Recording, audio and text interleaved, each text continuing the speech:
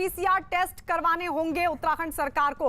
और इस सबके बीच एक बड़ी खबर आपको बता दें, कोरोना के खतरे के बीच पश्चिम बंगाल में आज 8वें और आखिरी चरण के लिए वोटिंग लगातार जारी है और इस चरण में 4 जिलों की कुल 35 विधानसभा सीटों पर वोट पड़ रहे हैं।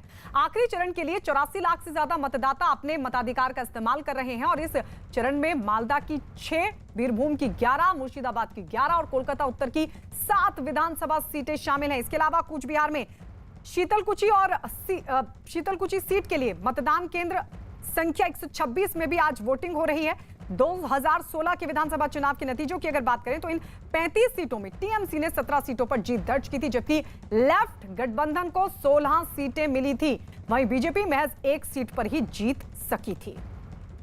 तो ये बंगाल में आज आखिरी 7 चरण का मतदान हो चुका है और 8वां दौर आज यानी आखिरी दौर का आज मतदान लगातार जारी है। 35 सीटों पर डाले जा रहे हैं वोट। इस सब के बीच आपको बता दें, मालदा की 6 है, बीरभूम की 11 है, मुर्शिदाबाद की 11, कोलकाता उत्तर की 7 विधानसभा सीटें।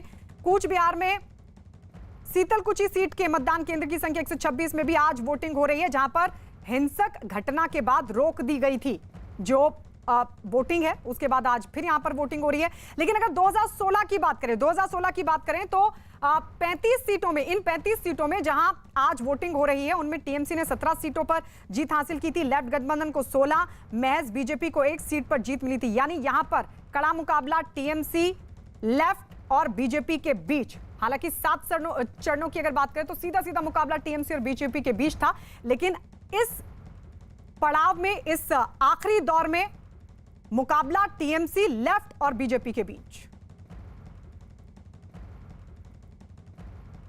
पश्चिम बंगाल में कोरोना की रफ्तार तेजी से बढ़ रही है। वहीं कोरोना की वजह से पूर्व टीएमसी विधायक गौरीशंकर दत्ता का निधन हो गया।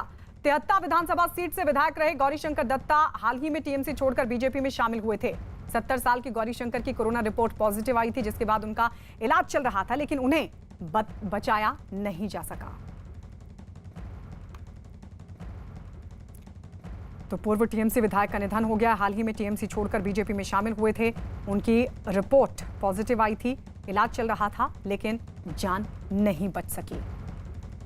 कोरोना की वजह से उनका निधन हुआ है। गौरीशंकर दत्ता, जिनका कोरोना की वजह से निधन हो गया।